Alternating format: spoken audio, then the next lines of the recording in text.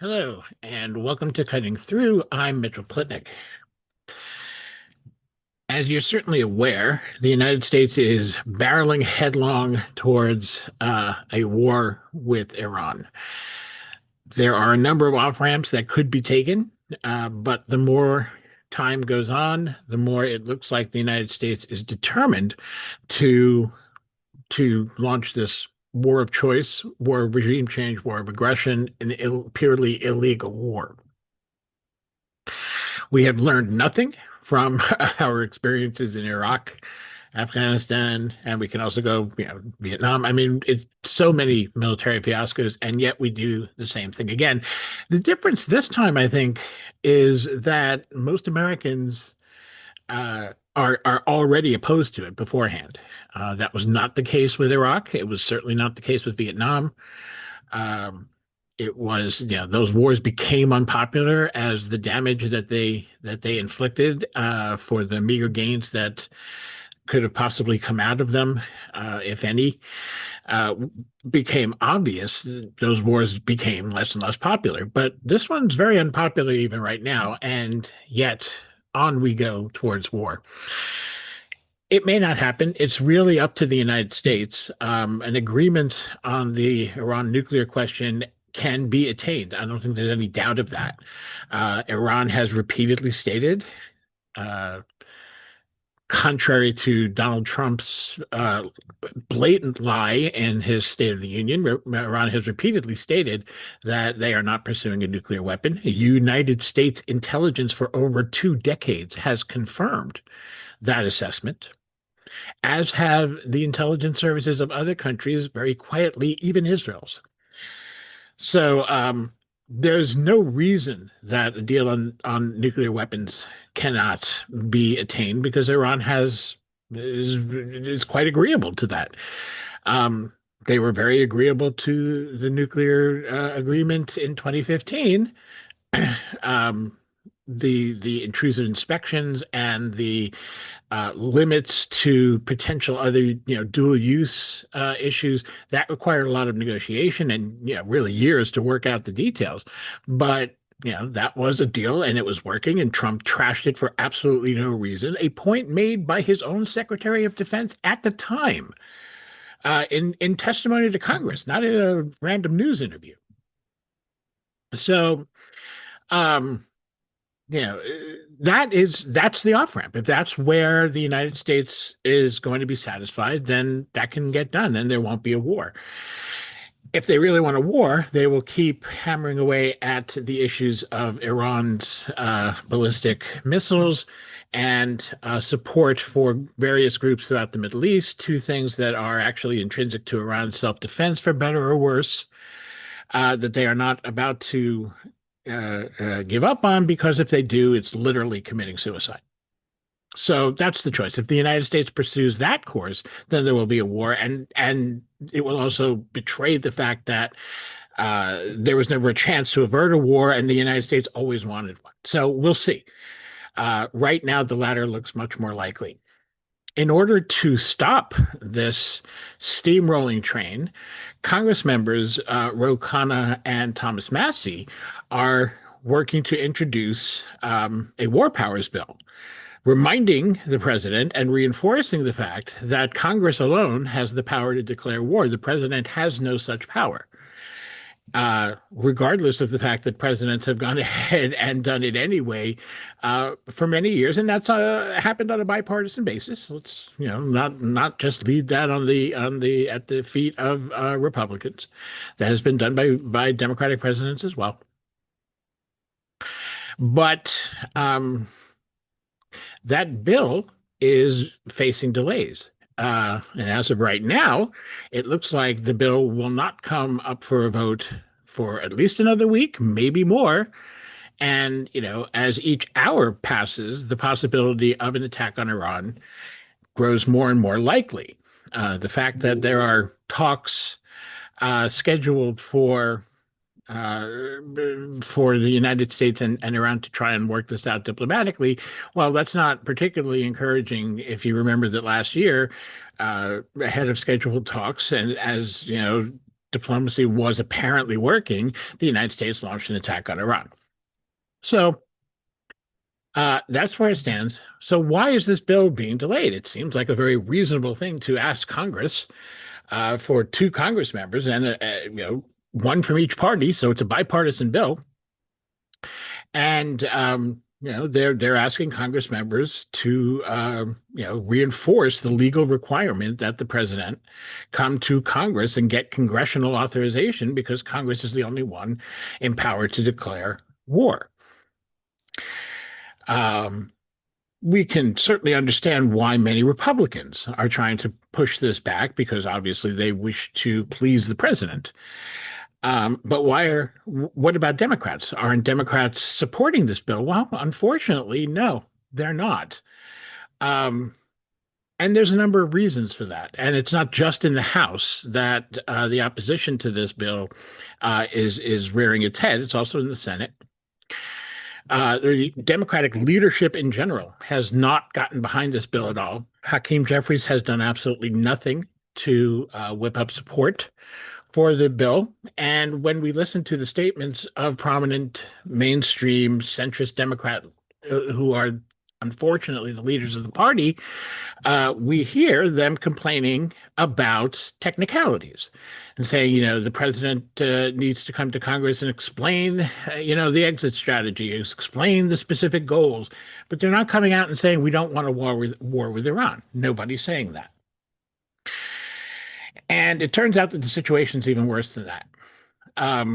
Really, what's emerging is that the Democrats are pursuing a strategy where they hope to see an attack on Iran without congressional authorization. That way, what they want to see, they do want to see an attack on Iran. They want to see war with Iran. These are the leadership. It's certainly not the entire party, and it's certainly not the voters, as we'll get to. But they want to see that war happen.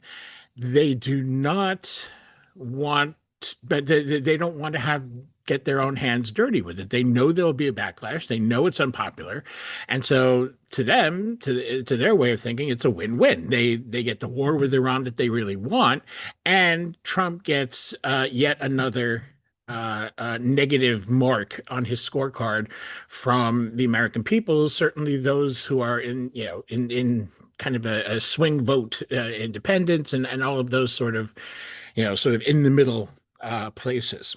So we can look at, for example, the reporting of Aida Chavez, who's a journalist that covers U.S. politics, Congress, and foreign policy. And she notes, and I'm quoting her article here, a top Democratic House Foreign Affairs Committee staffer, multiple sources with direct knowledge tell me, deliberately inflated projections of opposition to the bipartisan measure, warning of 20 to 40 Democratic defections as part of a broader effort to dampen momentum and prevent the Iran war powers vote from advancing. I mean, that is a significant issue. So basically, what she's saying is that this staffer created the illusion of much greater opposition among Democrats than there really is, so that even more Democrats will get on board with the idea of, well, we don't want this to come up to a vote, and then it goes down to defeat. That would be bad because it would be Congress basically saying to the president, yes, go ahead and declare whatever wars you want, not just this one. Essentially, it's Congress once again. Wouldn't be the first time, but it would be Congress abdicating their responsibility to be the one body that is authorized to declare war on behalf of the United States. Um, as I said, Hakeem Jeffries is not working to gather support from this bill. He hasn't come out publicly against it.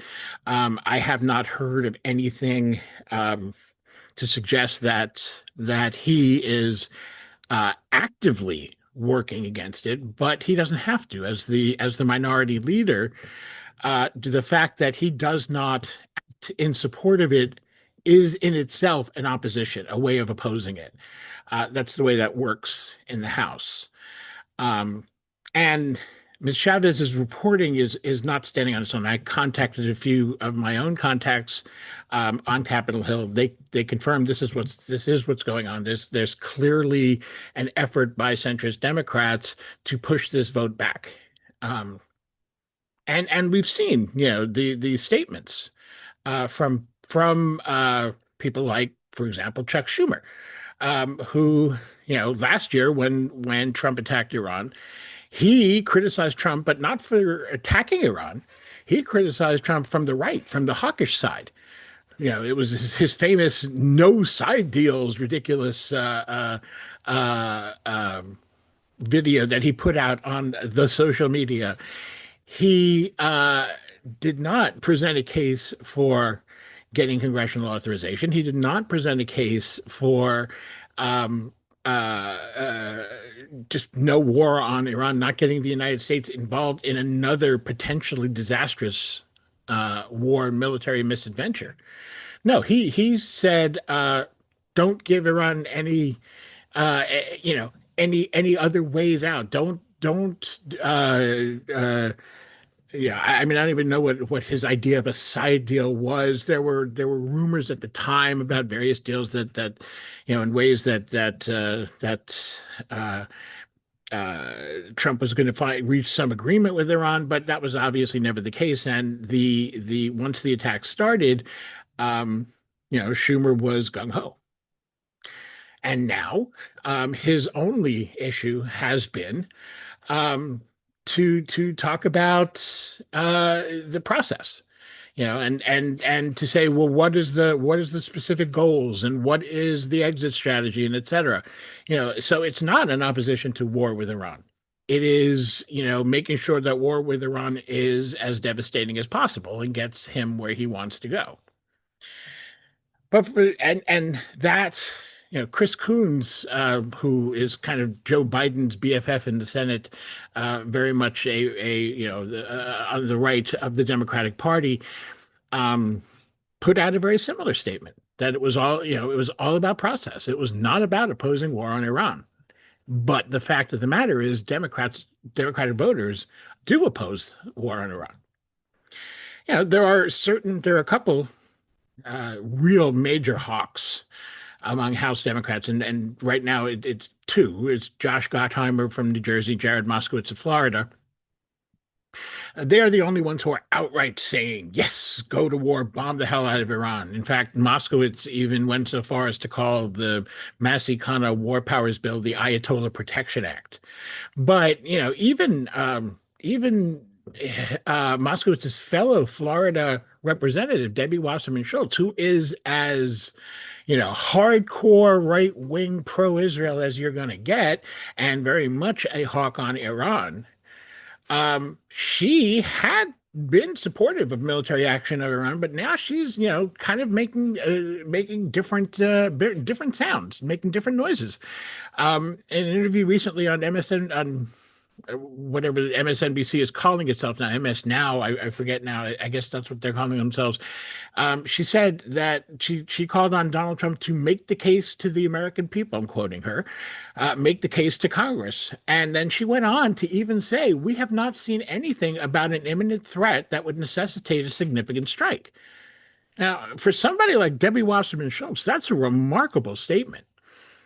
um, she has said that, she's saying essentially that, she's not obviously suddenly becoming a dove on Iran, but she is saying that there's no indication that there is some threat to American, or is, and I'm sure implied in her thinking, or Israeli national security, that there's some imminent threat from Iran. Let's remember, Iran's capabilities as a military threat to Israel, I mean, to the United States, they just aren't one.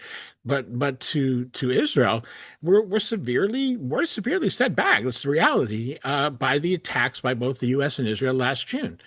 Not only that, their allies Hezbollah have been severely weakened. They are cut off from Hezbollah and some of their other allies because Syria is no longer ruled by Bashar al-Assad.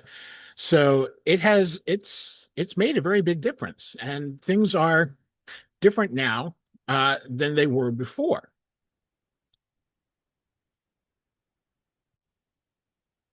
And it's interesting to note that not only uh, Debbie Wasserman Schultz is raising some questions. Thomas Massey is not alone among Republicans being dubious about this. Warren Davidson of Ohio, um, who's a Republican, said that the U.S. doesn't, quote, need to participate in all the wars we're invited to, regardless of who plans them for us, which I'm sure is a dig at Israel. But again, that's true, and again, clearly voicing his opposition to a war with Iran. All the more reason that Congress should be voting on this. Um, According to a YouGov poll that was just published on Tuesday, only 27% of Americans, all Americans, said they would support military force against Iran. 49% oppose it. The rest, of course, are undecided, don't know. But Democrats, even more. Democrats oppose an attack on Iran 76%, with only 9% supporting. I mean, that's overwhelming. And yet, the Democratic leadership is not uh, following along with what their own rank and file want. I've said it before, I will say it again. This is why Democrats don't win elections. If the Democrats actually did what their voters want them to do, they'd virtually never lose major elections in this country. They would never lose the House, they'd never lose the Senate, and they'd never lose the White House. The reason that they don't get the kind of support that they should get is precisely this, that they listen to some donors on issues that their base is overwhelmingly on the other side of. So Blaise Malley at Responsible Statecraft reported on a joint statement from uh, Gregory Meeks, representative from New York, who's the ranking member on the House Foreign Affairs Committee. He had been the chair under Biden. Um, and the House Armed Services Committee ranking member Adam Smith of Washington, and Jim Himes of Connecticut, who's the ranking member on the House Intelligence Committee. And they all urged diplomacy. They wrote, quote, "Diplomacy is the most effective tool available to durably constrain Iran's nuclear program and reduce the risk of a broader regional war. Renewed talks with Tehran show that a diplomatic path remains open, which President Trump should not abandon for a short-term unauthorized use of military force and leaves Americans less secure." Um, which is a nice statement. What they should be doing then, and what they're not doing, is vocally supporting the the War Powers Act from Ro Khanna and Thomas Massey. And it's, if they're going to make this statement, it would on the surface seem puzzling why they don't. And of course, the reason they don't is the strategy that I laid out earlier. They want to distance themselves from any attack on Iran, even though they really want it to happen. And this way they get an attack which they hope will weaken Iran, weaken the Islamic Republic, and give Trump another political negative. I think the strategy sort of implies that they don't believe this is going to be a long-term, this is going to turn into a long-term military engagement that could spill over into a time when they would have to be responsible for it because they would be in power. I think that's what this strategy speaks to. I think they think that even if it's not as quick as Trump thinks it will be, it would be over in weeks. And I think that's the plan. But we all remember George W. Bush's mission accomplished and how long we were still in Iraq after that. So, best laid plans don't always work out that way.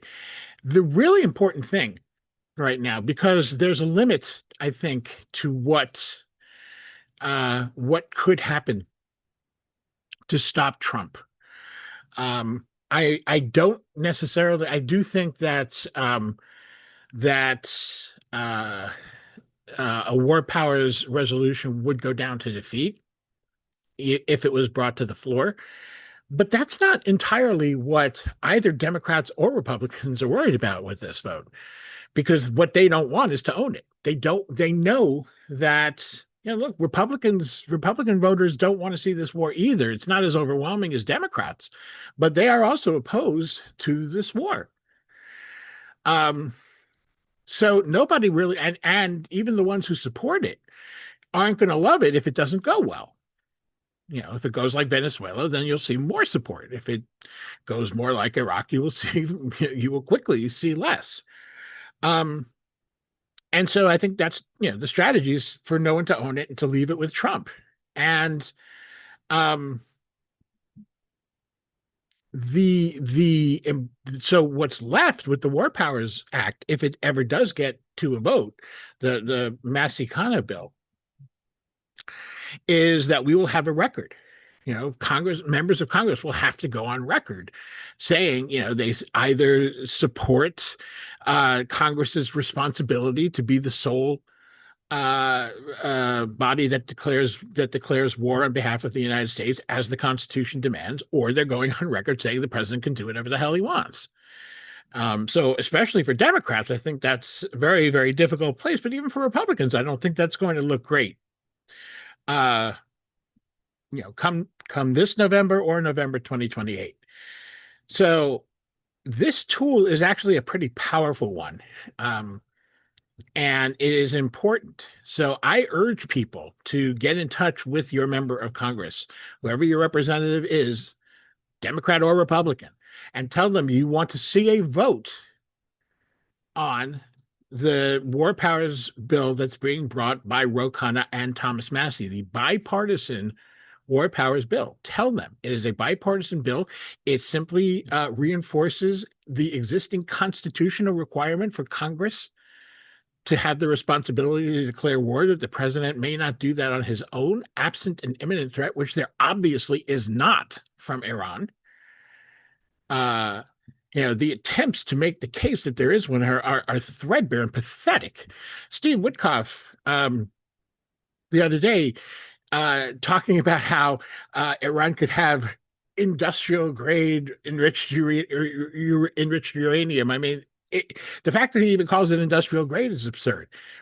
That's not the term. Weapons grade uranium is what he's talking about, but it just shows how completely uninformed he is on the subject, and incidentally, probably reflects the level of information that the president has as well, or at least that he's able to process. So, he said that referring to what would be weapons grade uranium, that Iran could have one within a week. That's nonsense. Wasn't even true last year before the attack on the Iranian nuclear facilities, and it's certainly not true now. It